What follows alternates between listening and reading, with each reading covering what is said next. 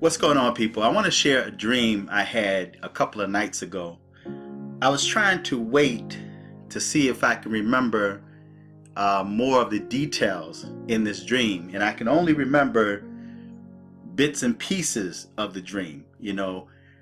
It's not like I can tell a whole consistent story about what was happening in the dream, because there's a lot of parts that's missing, and maybe it's missing for a reason.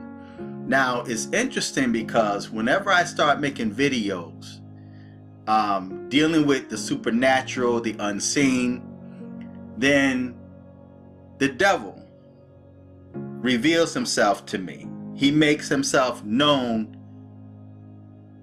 to me of his displeasure of what I'm talking about, for whatever reason.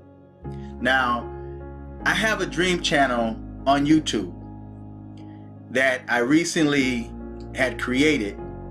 I had to remake that dream channel because the first dream channel, YouTube had deleted the channel for whatever reason. Had no community strikes, no guideline violations or nothing, but one day I woke up, the channel was gone, and to date they refuse to give the channel back. So I had to create another channel, and I uploaded a lot of the old dreams that was from that channel onto this one. I'm gonna also start uploading more of my dreams, but this one kind of stood out to me. It was kind of weird, and not to say that the rest of my dreams aren't weird, but like I mentioned in the past, I've been dreaming since I've been a child, okay? And the only place this particular video is going to be on is my dream channel and the Fearless 2005 channel. After this video, the only dreams that I'm going to post on YouTube is going to be uploaded to the dream channel, which I'm going to put a link on the bottom. And if you want to subscribe to that channel, feel free to do so. But the dream, I'm going to try to give as much as I can. And it's going to seem kind of spacey, because there's a lot of events that's missing that I can't seem to remember. And again, maybe it's for a reason that I don't remember certain parts of this dream, and maybe it's not even important for me to remember that. But I was in Midtown Manhattan, and it was not really daylight. It was cross between day going into night. And in this dream, I was on my way somewhere. I don't know where I was going, but I ran into this tall white dude that looks quite familiar to me. He looked like he stood about maybe 6'5", and pretty big white dude, blonde hair, and he had on what appeared to be a trench coat. Okay, just a regular beige color coat, And so he said, well, you know what? I'm going the same way. We can go together, right? So we walk in Midtown Manhattan. We ended up at this house. He said, well, I gotta stop over here because I have to get something. So I'm like, okay, no problem. So we stopped at this house, and in this house, and it didn't look like it was New York anymore, right? It didn't look like it was Midtown anymore. Some other place, someplace foreign, I don't know. But this house was there. He said, I have to stop over here for a second. So we stopped at this house, and outside this house was what looked like a collection of old vehicles. They were real old vehicles, and they were only big enough for one individual person to be inside that car. They had a lot of dust on them where they had been sitting for a certain period of time, and they were very expensive vehicles. So the guy, he had a key. He went inside this house. He came back out. He had a key. He unlocked this box to kind of get to that car or whatever. He had a key, so he started the vehicle up, and he was sitting there looking at it, and And one of the little boys that lived at this house, there were two boys that lived there, and a lady, the mother. One of the little boys, the oldest one, got inside the car. He cranked the car up, and he must have hit maybe like the reverse, but the car kind of jerked back a little bit, and he kind of yelled at the little boy, had the boy get out. So the boy got out the car. The guy said, well, I have to go, and I don't know if he was going to put gas in the car or whatever, but he says, I'll be right back. So he's telling me I'll be right back. So this guy gets in the car, leaves me at this house with these people that I don't even know. So he gets in the car, he drives off. So I walk inside this house because I was outside for a little bit. Then I walked inside the house. The woman was sitting on a sofa that was on the left-hand side of me, and then there was two little boys in there. Now there was this one particular boy that kind of stood off in the distance in the doorway, which looked like it was going inside another room. And he was sitting there, and he had this very intense stare at me, like he was actually looking inside my soul. He had two big black rings around his eyes. You know how back in the day when they drew a picture of somebody having a black eye, they took two big rings around? Well, he had two rings around his eyes, and he was just sitting there looking at me with this very intense evil stare.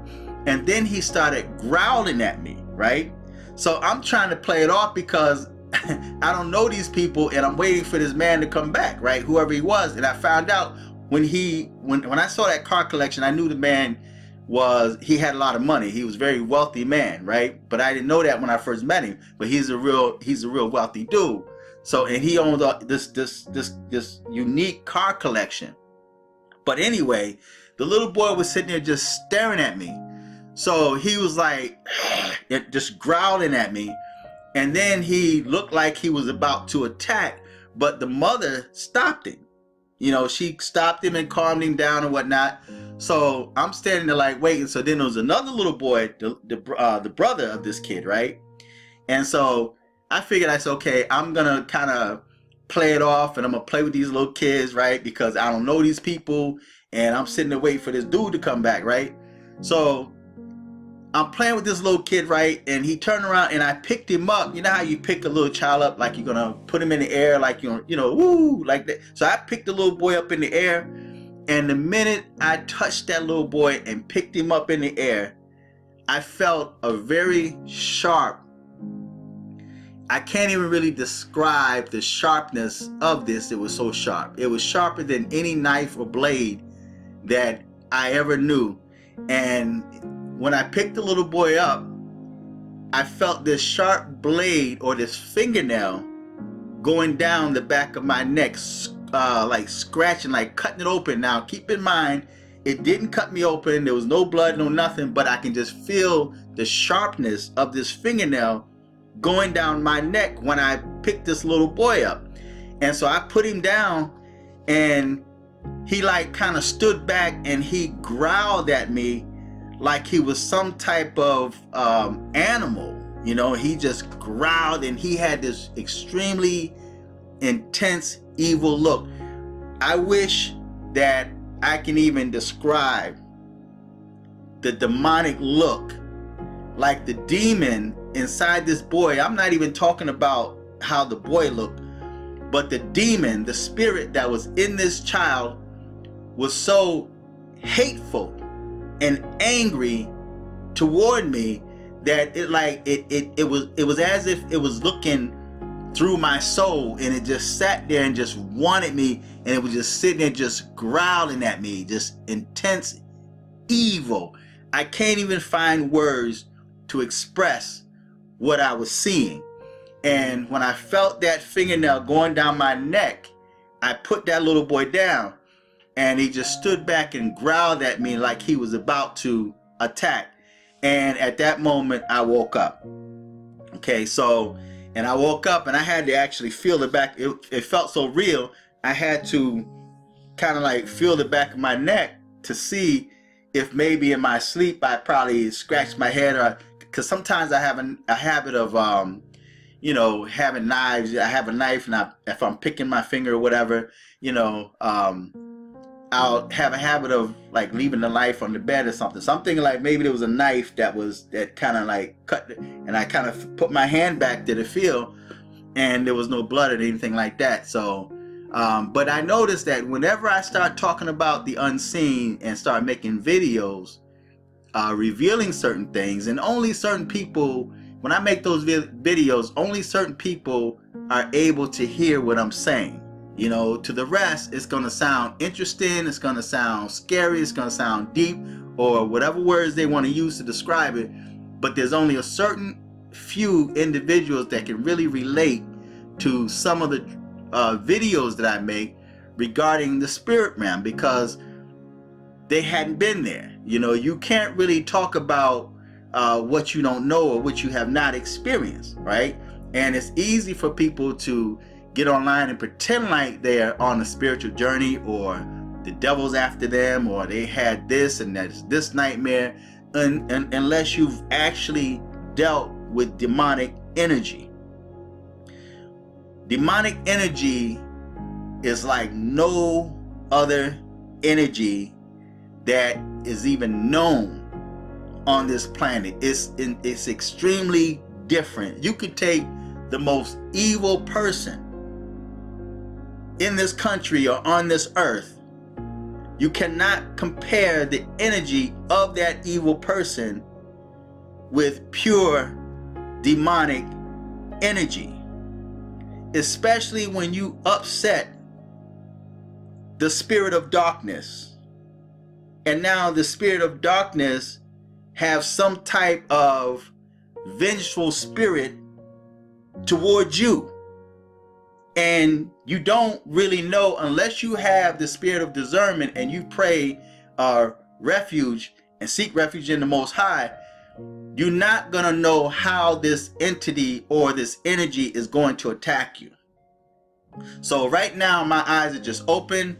I'm sitting back watching and observing in every direction, not just north, south, east, and west, up and down, but in every direction, every angle, 360 degrees and more.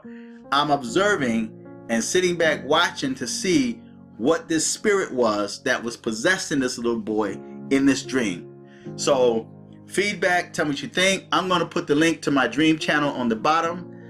Check out the videos on that channel, subscribe. Until next time, I'm fearless.